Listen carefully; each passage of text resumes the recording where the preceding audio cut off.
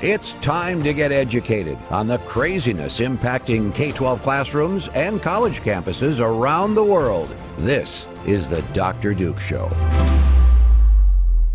Hello, everyone, and welcome to the Dr. Duke Show. We've got a great program for you today, so please hit that share button to keep us growing. Today, we kick things off with our international correspondent, Alex Newman. Alex, thank you for joining us live today.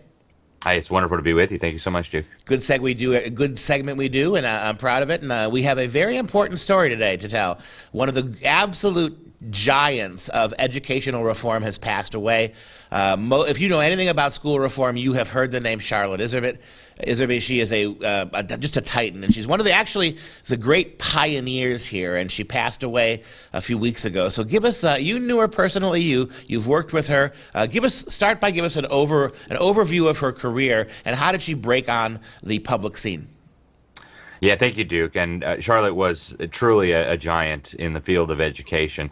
She was probably best known for her work in the Ronald Reagan administration. She was appointed as a senior advisor on education policy, a senior policy advisor on education in the Reagan administration. And so she took up her post at the U.S. Department of Education and started coming across all these documents showing that they were like dumbing down American children on purpose. So we were collaborating with the Soviet Union in the creation of this monstrosity masquerading as public education.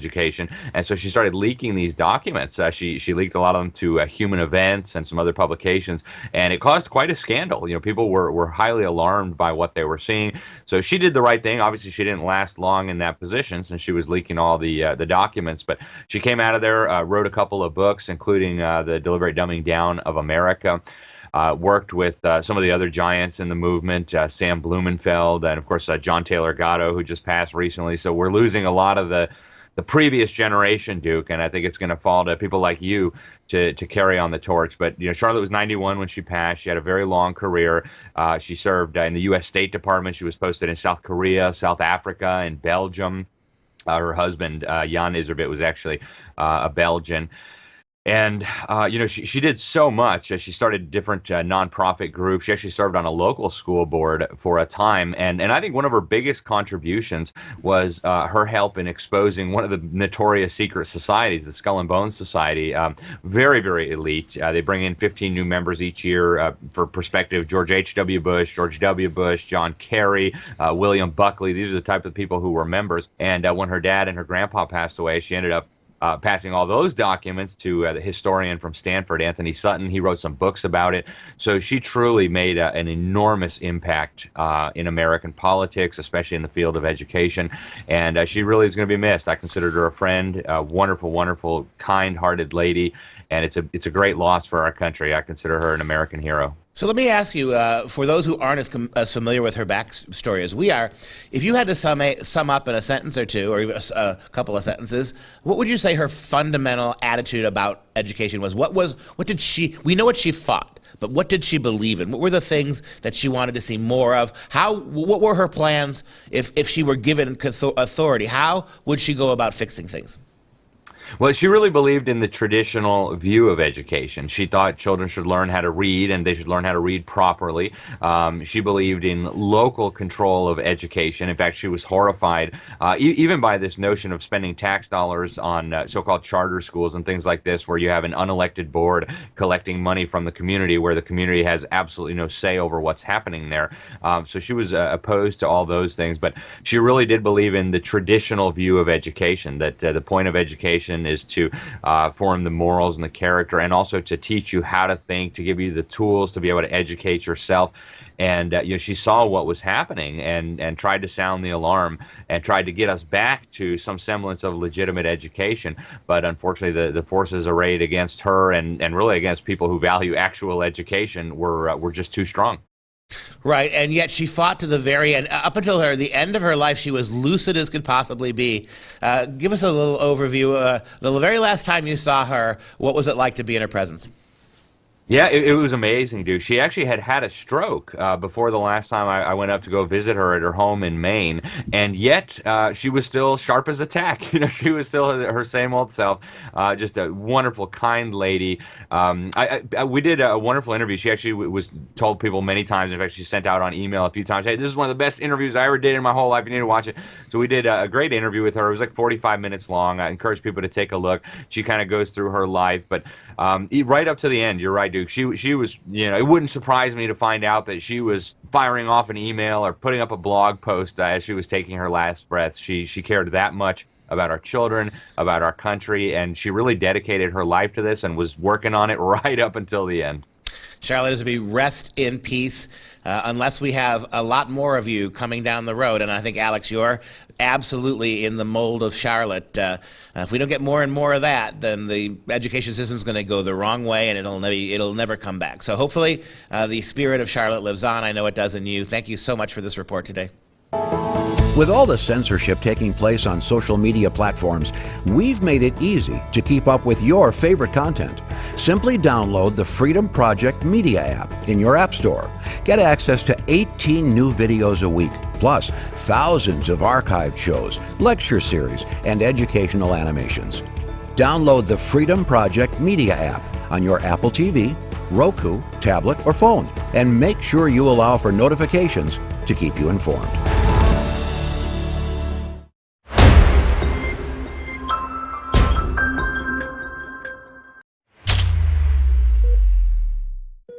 It's almost April Fool's Day, but let's be completely honest with ourselves.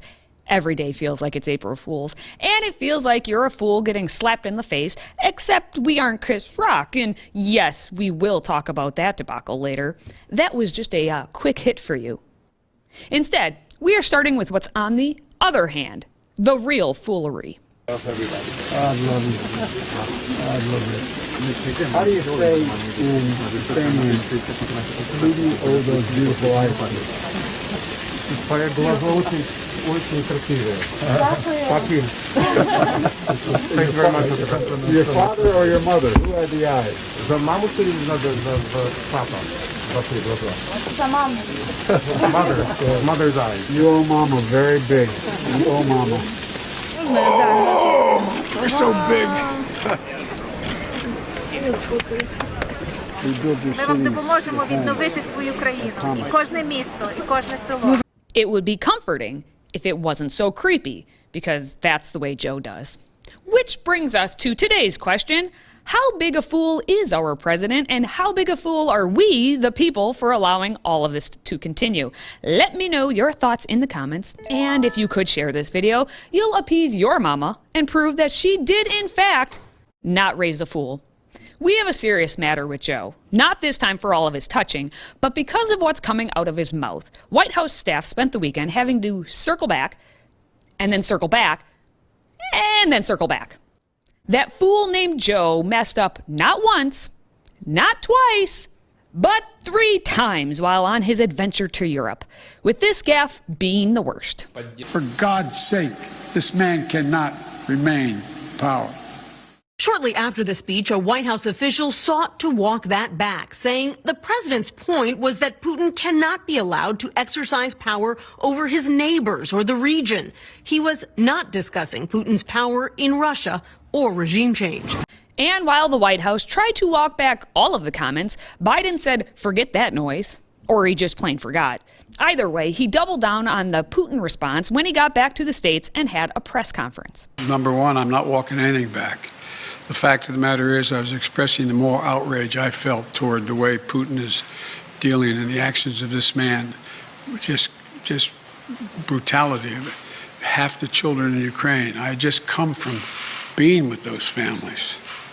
And so, but I want to make it clear, I wasn't then, nor am I now, articulating a policy change. I was expressing the moral outrage that I feel, and I make no apologies for it.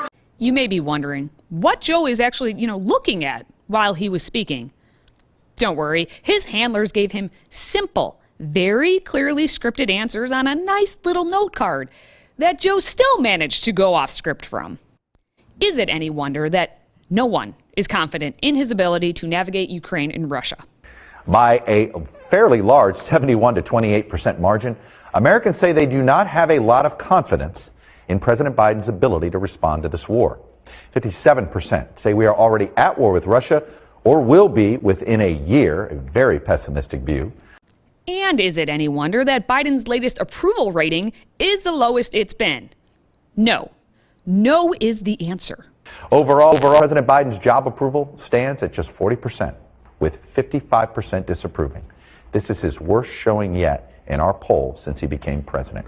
That's why Hollyweird must intervene and rewrite the script. For his part, Sean Penn is being weird as always. He's in Ukraine to make a documentary and now views himself the selfless, almost martyr-like figure of Hollywood, asking his fellow actors to have their moment at the Oscars this past weekend, but also don't.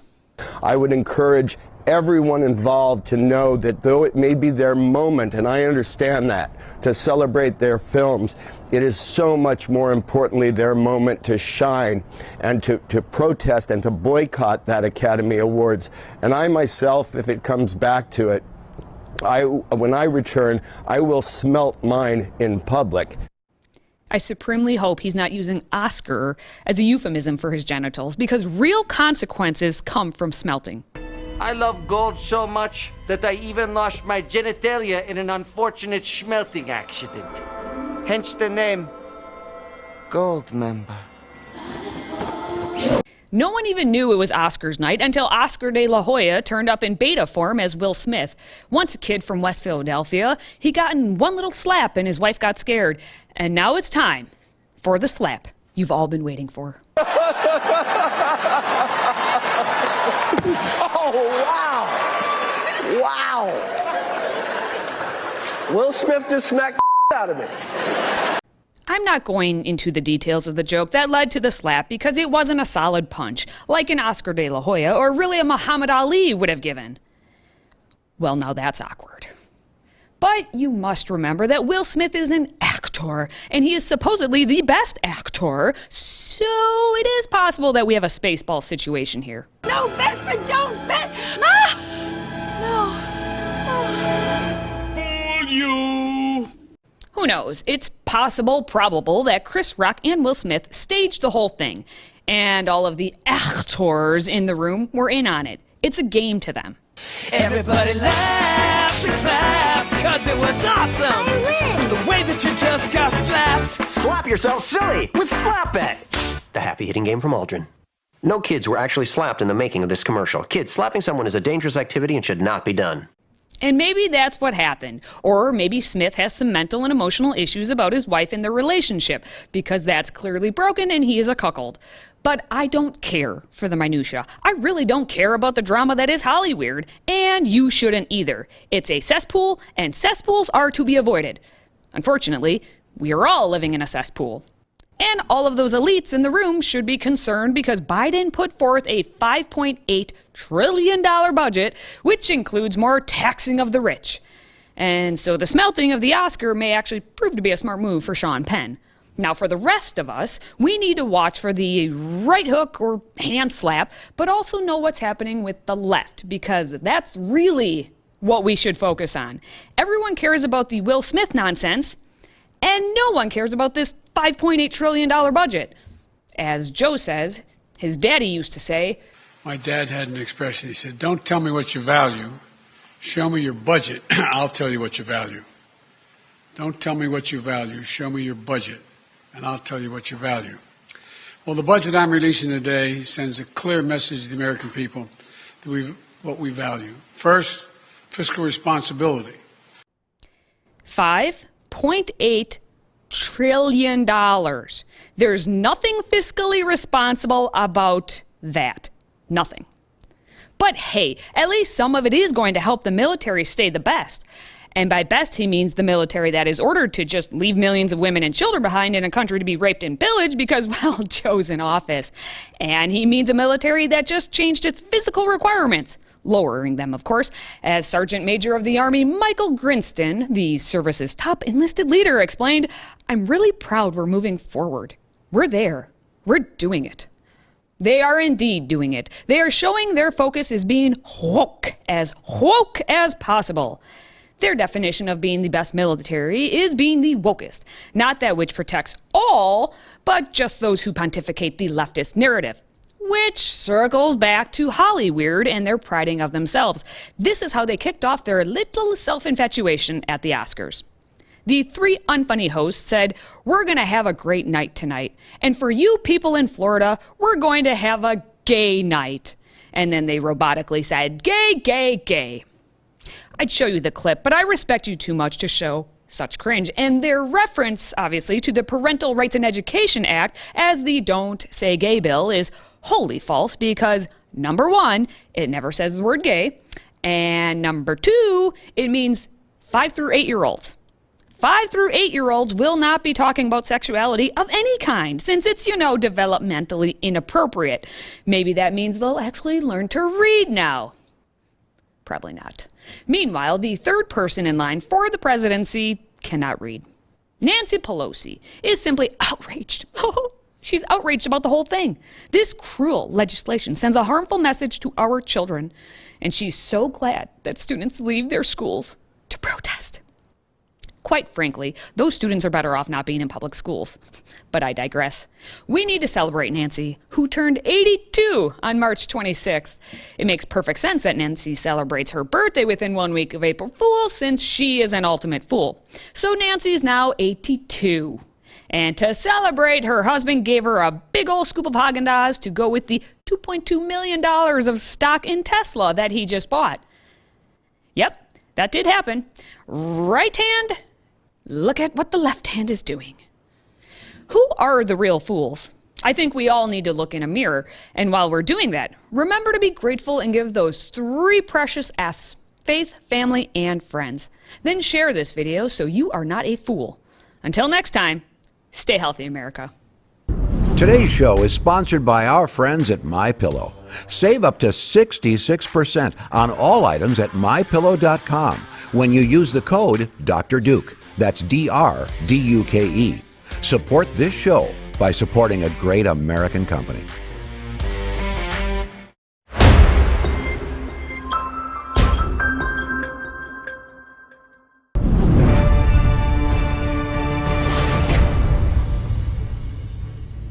The sad reality of the circus that has become the modern Supreme Court nomination process is that Judge Ketanji Brown Jackson will likely be the newest member of the U.S. Supreme Court.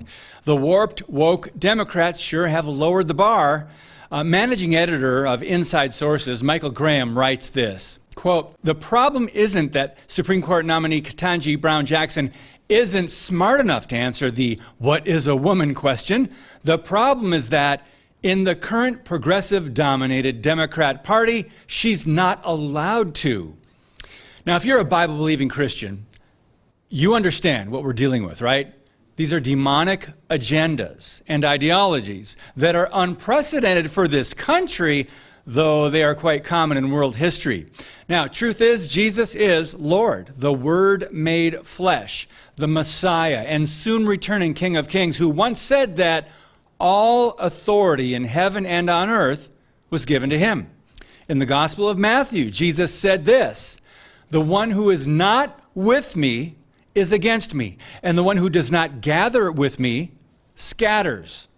You cannot be neutral about Jesus.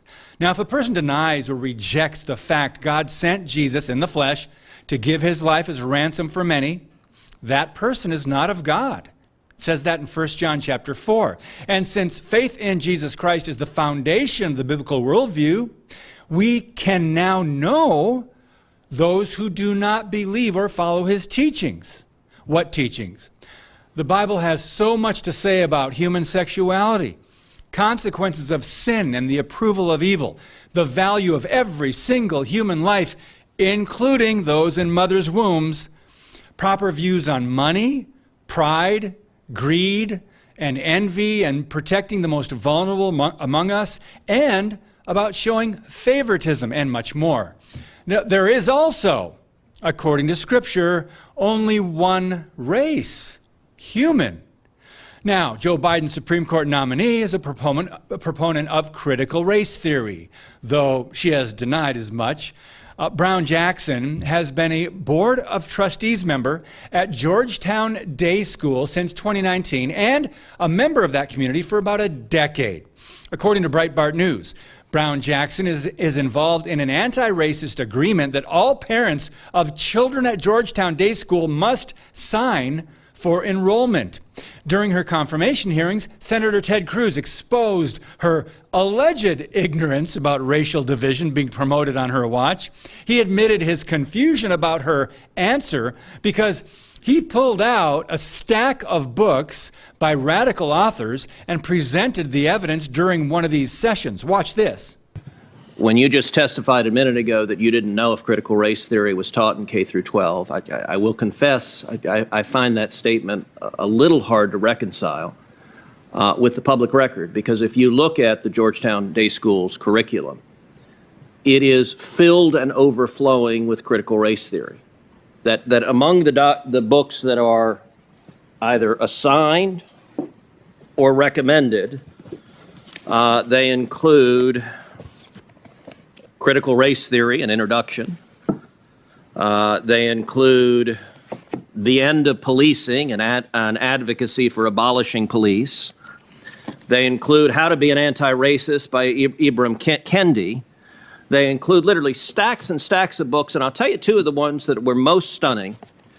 They include a book called Anti-Racist Baby by Ibram Kendi. Busted, but it won't matter. Why? Because Judge Jackson was selected for three main reasons. She's black, she's a woman, and she's a party-supporting leftist. Next, it must be noted that the White House tried to hide Ketanji Brown Jackson's light sentences for child pornographers and sexual predators. As another senator pointed out, Democrats covered it up, hiding as much as possible about her background from the public, knowing that she gives lenient sentences to criminals. Thank you to Senator Josh Hawley, who said this: "This is a disturbing record for any judge, but especially one nominated to the highest court in the land. Protecting the most vulnerable shouldn't be up for debate. Sending child predators to jail shouldn't be controversial." Most of us agree. Now, from what I've heard, from what I've read, the Democrat Party used to be the party of the average American worker, but today they seem to be an agenda-driven mob defined by identity politics, allowing lawlessness, defunding the police, and injecting social justice and moral relativism into government schools and our culture. So, should Judge Jackson have been nominated primarily because of her color? Or maybe because she's a female, which ironically is a biological conclusion, isn't it?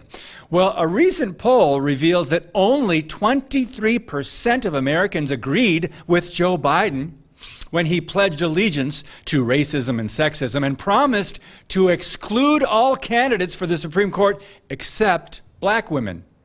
The results show 76% of all voters, that's an overwhelming majority, they wanted Biden to consider all possible qualified nominees. And since this was an ABC News poll, the lack of support for Biden may be even higher. Amazingly, they even mentioned this in a report. Wow, what a mess we're in. How did we get here? Now, this is not good news for the direction of our country, obviously. Don't be foolish enough to think it will all turn out to be a disaster for Democrats, though I'll admit they'll likely take a beating in the November midterm elections. But remember, they're patient, and they have been for decades. Their ground game is long-term, and they've taken far too much power and control and gained this at every level of government and society. Now, I hope I'm wrong, but in such politically chaotic and divisive times, we shouldn't be surprised when a majority of voters, I should say registered Democrats, keep on voting for anyone with a D by their name. Why? Because truth, morality, righteousness, and content of character are no longer priorities for elected or unelected leaders because loyal Democrats, loyal liberals will continue to vote the same way. Now, that's just one sad and sobering reality of American politics and elections. But let's get some perspective here. Christians are also concerned the new Supreme Court justice will further the Biden administration's radical, heartless abortion agenda, because Judge Jackson has a glaring pro-abortion record, including her work with abortion activists on a case involving the suppression of free speech of pro-life advocates. Yes, you read that correctly. So we might also then logically conclude that there's a very real possibility she does not respect the U.S. Constitution and would, in fact, censor people that they don't agree with, the opposition, right? Now, I like to leave you usually with some encouraging thoughts or things we can do about what's happening. In this case, I just hope more people are learning lessons and waking up. But I will close with some powerful truths from the Bible about those who trust Jesus, the peace that we have or can have, those who have confessed their sins and accepted and trusted in his sacrifice for their sins. In Romans, it says, therefore, having been justified by faith, we have peace with God through our Lord Jesus Christ. But God demonstrates his own love toward us in that while we were still sinners, Christ died for us. That's from Romans chapter 5. So in these crazy times, cling to the word and know that God has not surrendered his authority or his throne. God bless you and keep speaking the truth about things that matter. If you have a question for Dr. Duke and Katie, please send it our way by emailing askduke@fpeusa.org. Okay, before we wrap things up, I do want to take a quick moment to show some love for our Patriot Club members. Today we give a great big shout out to Ryan from Manitowoc, Wisconsin, just down the road from us. Thank you so much, Ryan, for your support. And that'll do it for us.